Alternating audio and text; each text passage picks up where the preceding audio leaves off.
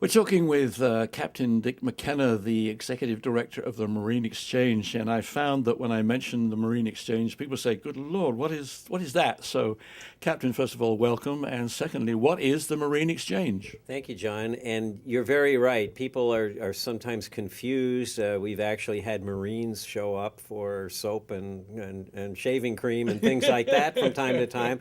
But U.S. Marines? U.S. Marines. But actually, we are a maritime exchange that provides ship information for both the ports of Los Angeles and Long Beach, and also for Port Hueneme and San Diego. But in addition to the ship information, we've married that to vessel traffic control, where we are partners with the U.S. Coast Guard to run the only public-private partnership vessel traffic service in the entire United States. You say ship information, you provide that. Now, who would be someone that would want that information?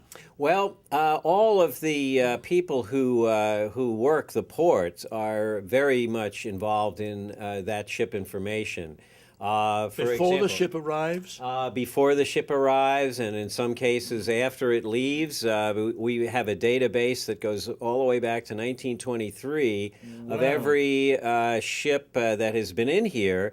So we're a historical repository of things that people can use for research or background, or in some cases even telling a story. We manage this for the Coast Guard, but they're the ones that give us the orders. We work for the U.S. Coast Guard in this respect.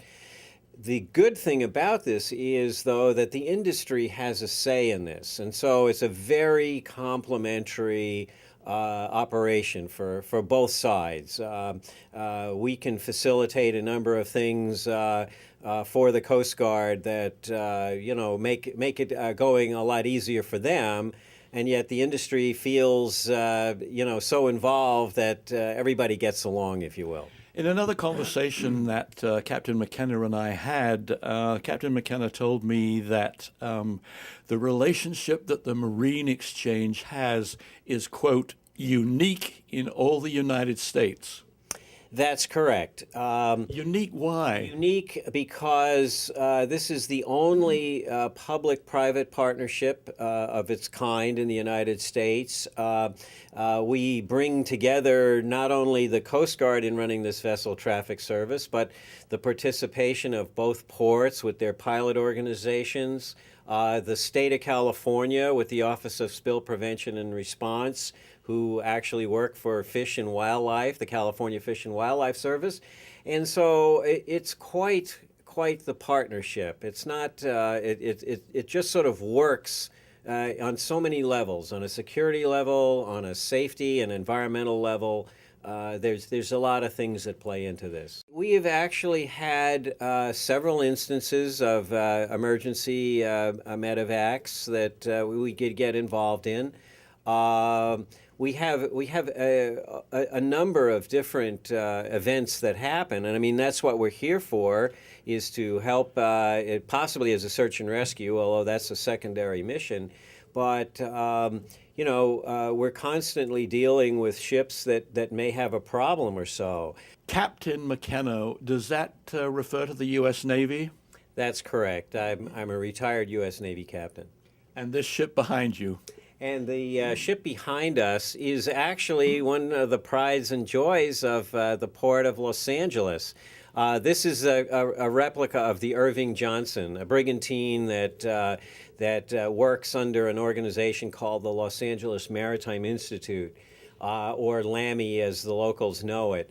And its whole mission is to take at-risk kids out and show them a different part of the world or a different scene. And so they go out on these brigantines. There's a sister ship called the XE Johnson, and this is a nonprofit that we're very involved in, that gives another look at life to underprivileged kids.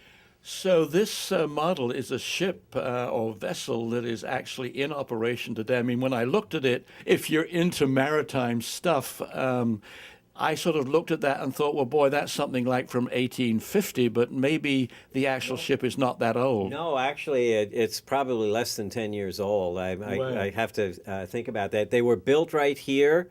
They are the tall ships, the official tall ships of the city of Los Angeles. And, we'd love to see anybody who is interested come and contact myself or the Maritime Institute down at the port. And having said that, Captain, what telephone number or website should they go to? 310-833-6055. That's the number for the offices of the Maritime Institute. Captain McKenna, first of all, thank you very much for a truly fascinating conversation. But let's end this on a perhaps high note of maybe British-type humor. It kind of amazed me, or made me smile when you said that sometimes U.S. Marines or military people come up here when they see the word Marine Exchange. They're thinking of the Post Exchange. I mean, do they literally come in here and I can't say we've had anything at platoon strength or anything, but we've had several, and my favorite is actually two women who called up and said, how long are you open? And we said, we're open 24/7, and they were dependents apparently that came up looking for cosmetics or something, and so we have a lot of fun with that. Captain McKenna, thank you very much. Thank you, John. We're talking with Captain Jennifer Williams of the United States Coast Guard down here in San Pedro. And the Coast Guard is very involved with the Marine Exchange. In fact, they told me that their relationship with the Coast Guard is one of the most special things in all the United States. So having said that, tell us about the connection between the U.S. Coast Guard and the Marine Exchange. Well, we have the only public-private vessel traffic service here in the United States, located in Los Angeles, Long Beach. When I say public-private, it's a cooperation between the government and private entity. So the government provides the property, and we provide some authorities to allow the Marine Exchange to do their work more effectively. When you say authority, I mean, I picture someone, saying you can do this and you can't do that. Is that sort of what it is or not? Absolutely. It's called the Captain of the Port Authority, and it allows the captain of the port has the authority to restrict vessels' movement, to stop them, to ask them to stop, to anchor, to... The Coast Guard stops them? The captain of the port authority is retained by the Coast Guard, so our sector commander, Captain Jenkins, retains that authority. And what we do with the Marine Exchange is we provide watchstanders to participate on their watch team 24 hours a day, so that we have a Coast Guard representative at the Marine Exchange. So if they need to stop a vessel and tell them that they need to anchor or not proceed further, they have that authority with the Coast Guard on their watch team. Why would, just as an example, why would you need possibly to stop a vessel? There are many reasons. It could be a marine casualty, a loss of propulsion, perhaps weather, fog, or just a concern. Maybe we have other issues in the port that we need to restrict. Have there been any really, in your memory, dramatic things in this relationship? I know that there was a casualty that occurred several years ago that involved the death of a person on a recreational boat. As it turns out, the Marine Exchange was able to use their equipment to see what vessel traffic was in the area at the time of that incident, was able to track down which vessel conceivably could have been involved in the casualty. Yeah. And as it turns out, they were correct in their assumption with their the data that they had from their radars, and we were able to track down who was involved in the incident and able to even pinpoint exactly where the incident occurred. So I think that's a success story for the Marine Exchange. These boats, or what do you call these, boats or ships below us? These are small boats. And they do what? They do multiple missions: search and rescue, law enforcement. They do patrols within the port. They look like a really fun. I mean, I guess when they're out there in the ocean, they really zip along pretty fast. These are great boats to zip around, as you would say. They can go fairly quickly, and they can turn on a dime, and I think the crews that operate these boats really enjoy operating them.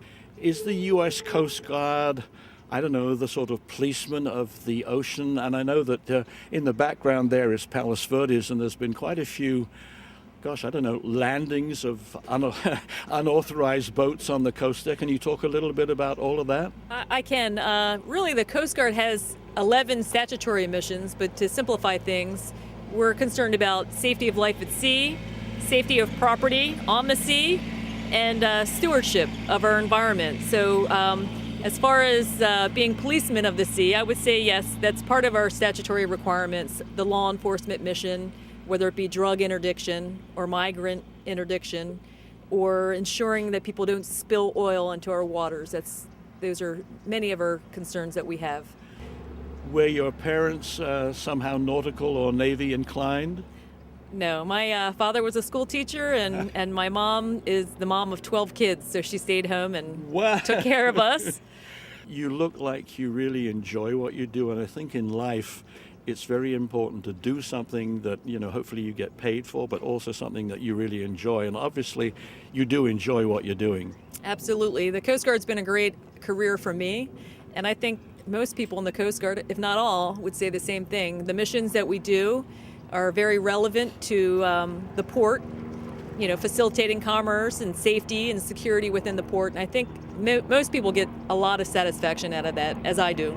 For people watching who wonder, how can I get involved in the U.S. Coast Guard? Would you want to give out a website address or something? If you want to contact a recruiter, you can look under USCG.mil, and that should get you some information about Coast Guard recruiting.